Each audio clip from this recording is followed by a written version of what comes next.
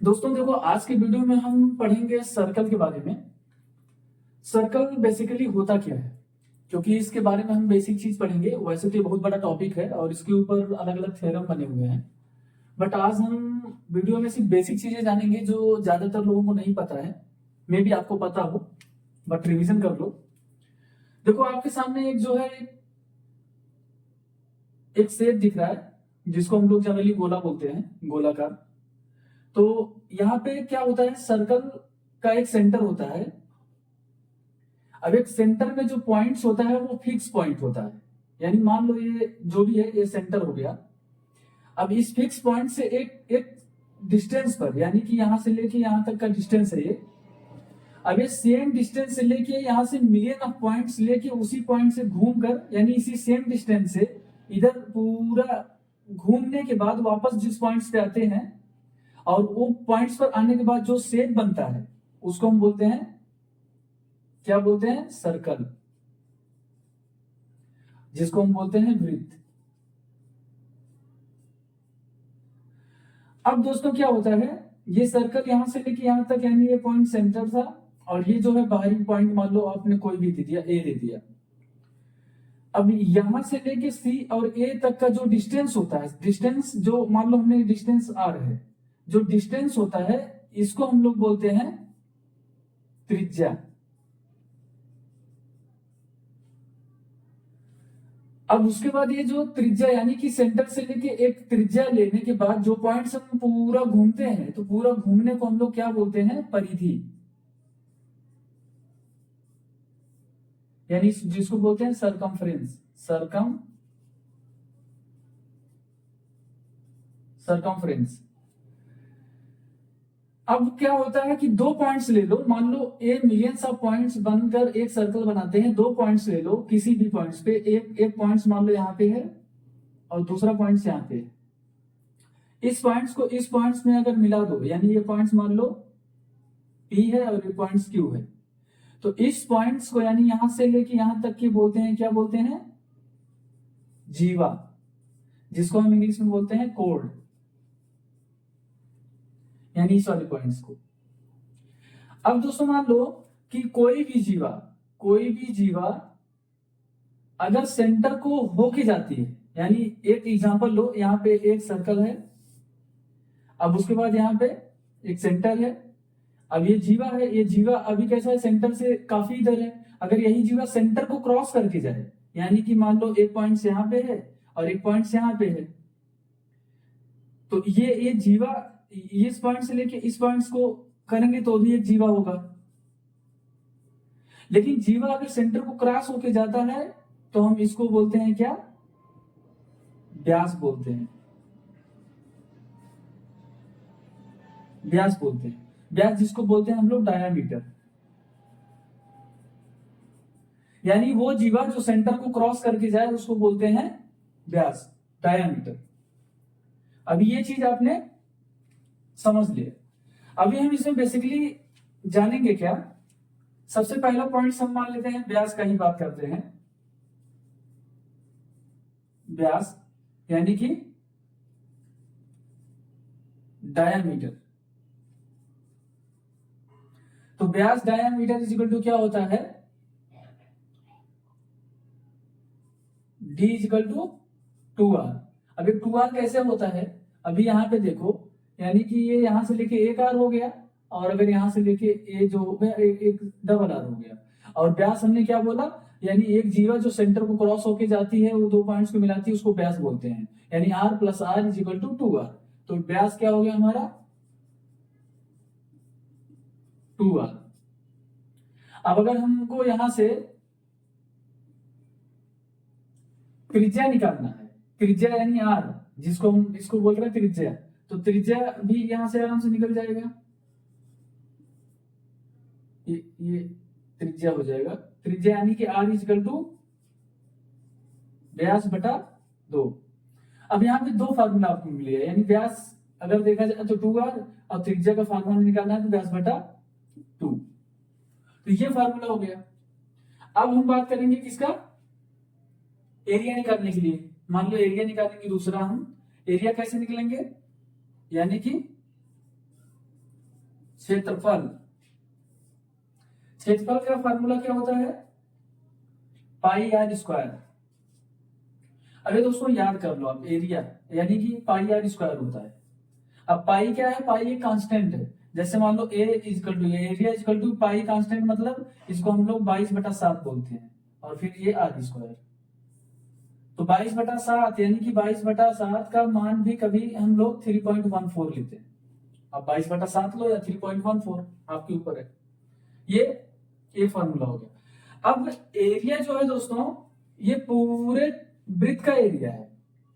Example लो, एक sample देता हूं मैं आपको। मान लो इसको इरेज करता हूं। मान लो हमारे पास एक वृत्त है, ये वृत्त है, ठीक। अब ये वृत्त यहाँ पे सेंटर पे है। अब वृत्त से मान लो ये यहां से एक आर हो गया, आर का जिसका मान हमने लिख दिया 14 मीटर। अब उसके बाद क्या हो गया, ये दूसरा भी आर हो जाएगा। तो दूसरा आर भी हमारा मान लो यहाँ पे, ये दूसरा आर हो गया यहाँ पे, तो ये भी हो जाएगा 14 मीटर। कोई भी यानी त्रिज्या कोई भी हो, सेम होगा हमेशा। और ये सेंटर हो गया, ये पॉइंट ए हो गया, ये पॉइंट बी हो गया। अब अगर मान लो आपको इसका एरिया निकालना हो, इस वाले पार्ट का, अब यहाँ पे एंगल दिया रहेगा, यानी कि ये राइट एंगल है, तो इसका मान कितना होगा? 90 अंश। अगर इसका एरिया सिर्फ निकालना, अभी तक आपने इसका एरिया निकाला है। अब अगर आपको इस हैच वाले पोर्शन का सिर्फ एरिया निकालना है, तो आपको कुछ नहीं करना है। इसको बोलते हैं, एक्चुअली इसको बोलते हैं, क्या बोलते हैं? सेगमेंट, ठीक है।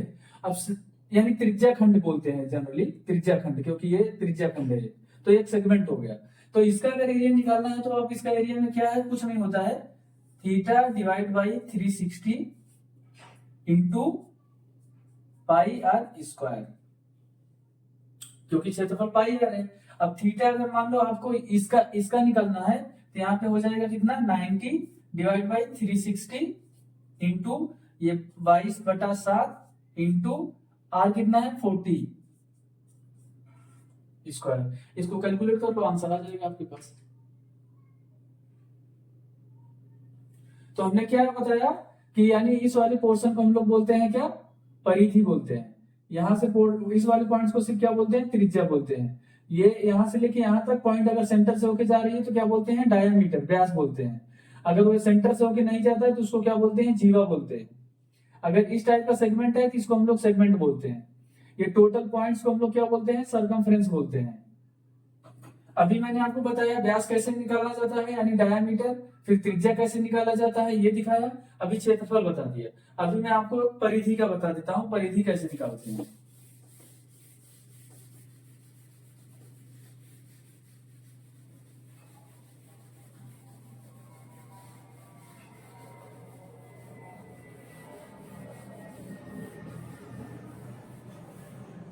परिधि के लिए दोस्तों क्या होता है, मैं तीसरा पॉइंट बता रहा हूं, यानी परिधि। परिधि के लिए हम लोग कुछ नहीं करते हैं, यहाँ पे करते हैं पाई आर। पाई आर बोले तो 2 पाई आर। ये हमारा परिधि का फॉर्मूला। आपका जो भी है, यानी एग्जाम्पल लो ये पता है आपको, तो 2 इंटू 22/7 इंटू कितना था, यानी मान लो मैंने 14 किया, ये हो गया 14। अब 14 को अगर आप करेंगे, तो 2 इंटू 2, और ये 7 से 7, और ये 2 से कट जाएगा, इंटू 2। तो ये कितना हो गया? 4 दूना, सॉरी, ये हम कर देंगे 2 दूना 4 इंटू 22, कितना हो गया भाई? 88। अगर ये मीटर में है, तो ये हो जाएगा मीटर। सेंटीमीटर में हो जाएगा सेंटीमीटर। यानी जो यूनिट है वो यूनिट यहाँ पे अपने आप आ जाएगा। तो इसको हम लोग बोलते हैं परिधि का फॉर्मूला। अब एग्जांपल लो, आपके पास एक केस देता हूं मैं, वो थोड़ा सा मतलब बहुत ज्यादा टफ नहीं है, बट आसान है, बट आपको पता होना चाहिए। मान लो आपके पास एक सर्कल है, ठीक। अब ये सेंटर है। अब यहां से लेके यहां तक ये जो है कैपिटल डी है, यानी सेंटर से लेके ये वाले पॉइंट तक सी डी पी कर देता हूँ, ए कर देता हूँ पॉइंट्स। और इसी के अंदर एक और जो है सर्कल है, और इस वाले का जो यानी कि है ये है स्मॉल डी। डी बोले तो इसको हम कैपिटल आर करते हैं और इसको स्मॉल आर करते हैं। अब इसका अगर आपको मान लो एरिया निकालना हो, किसका एरिया निकालना हो, इसका ये वाले पोर्शन का एरिया निकालना हो, तो अब क्या करोगे, इसके लिए भी आपको कुछ करने की जरूरत नहीं है। पहला एरिया आप बड़े का निकाल दो। यानी एरिया कैसे निकलेंगे, हमने पाई आर स्क्वायर बताया था, तो यहाँ पे क्या हो जाएगा, pi capital R square minus, अब एक छोटे वाले का एरिया निकाल दो, minus pi small R square. अब उसके बाद यहां से पाई कॉमन ले लो और एक capital R square minus small R square, area आ जाएगा। ये एरिया किसका आ जाएगा, ये है सारे पोर्शन का। तो ये बेसिक था सर्कल के बारे में। तो आई होप ये वीडियो आपको समझ में आया होगा। कुछ भी डाउट है तो आप कमेंट बॉक्स में लिखो, और इसके ऊपर क्वेश्चन एंड आंसर भी करूंगा, तो अगले वीडियो में आपको मिलेगा। थैंक यू, धन्यवाद, थैंक्स फॉर वॉचिंग। जय हिंद, जय भारत।